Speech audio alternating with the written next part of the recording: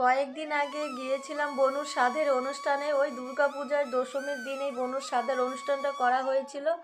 তো সকালবেলা ঘুম থেকে উঠেই আমি আকাশটা দেখছি যে আজকে আবার বৃষ্টি টিষ্টি আসবে নাকি, কারণ কালকে যেইভাবে বৃষ্টি হয়েছে আর আজকে বাড়িতে অনুষ্ঠান, যদি বৃষ্টি হয় তাহলে কাজ করতে খুব অসুবিধে। তো আকাশে খানিকটা মেঘ থাকলেও কিন্তু দিনটা বেশ ভালো করেছে, কোনো সারাদিন বৃষ্টি হয়নি। আর এইদিকে পুরোহিত মশাই এসে ওই দুধ কলাটা পরে দিয়ে গেছে, কারণ বনুর শ্বশুরবাড়ির নিয়ম হচ্ছে ব্রাহ্মণ এসে দুধ কলাটা পরে দিয়ে যাবে, পরে ওইটাই তিনজন এও মিলে খাওয়াতে হবে।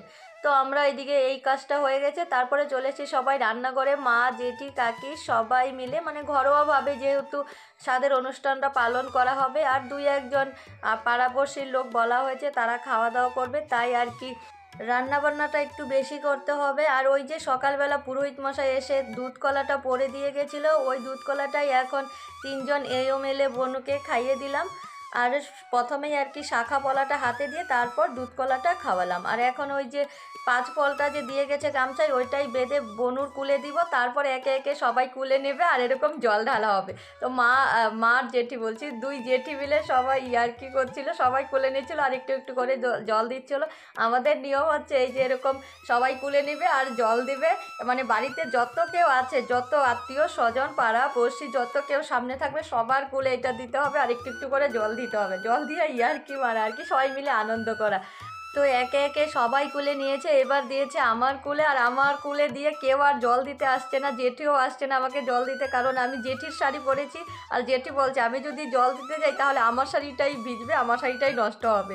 আমি বললাম ভালোই হয়েছে, তোমার শাড়ি পরেছি আর তুমি আমাকে জলও দিতে পারবে না। এই করে সবাই অনেক মজা করেছি। আর জেঠির কুলে দিয়ে এবার চলে এসেছি আমি পায়েস রান্না করে বনুকে দিতে, কারণ এখন বনু পায়েস খাবে, পরে ভাত খাবে। আর এই যে বনু যেই জায়গাটায় বসবে ওই জায়গাটা একটু বেলুন দিয়ে এরকমভাবে নিজেদের মতো করে সাজানো হয়েছে, সাজিয়েছে তারা দুই ভাইরা ভাই আর আমার ভাই, মানে আমাদের তরফ থেকে আর কি বনুকে একটু খুশি করার চেষ্টা আর কি। এরকম সময় যত খুশিতে থাকবে তত ভালো, তাই আর কি আমাদের ছোট্ট একটা প্রয়াস।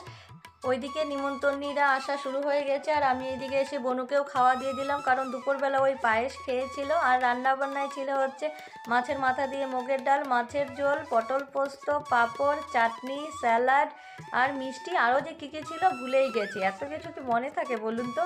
তো আমি বনুকে এই সাদা ঘোড়ার ফটোটা দিলাম। প্রথমে ভেবেছিলাম শাড়ি দিব, তারপরে ভাবলাম না, এই সাদা ঘোড়ার ফটোটাই দেওয়া যাক, কারণ এমন সময় নাকি ওই সাদা ঘোড়ার ফটো দেখা ভালো, তাই আর কি দেওয়া। তো বনুর সাধের অনুষ্ঠান এই পর্যন্তই। তাহলে চলুন ভিডিওটি এখানে শেষ করছি। আপনারা সবাই ভালো থাকবেন, সুস্থ থাকবেন, আবার আপনাদের সাথে দেখা হচ্ছে নতুন একটা ভিডিওতে।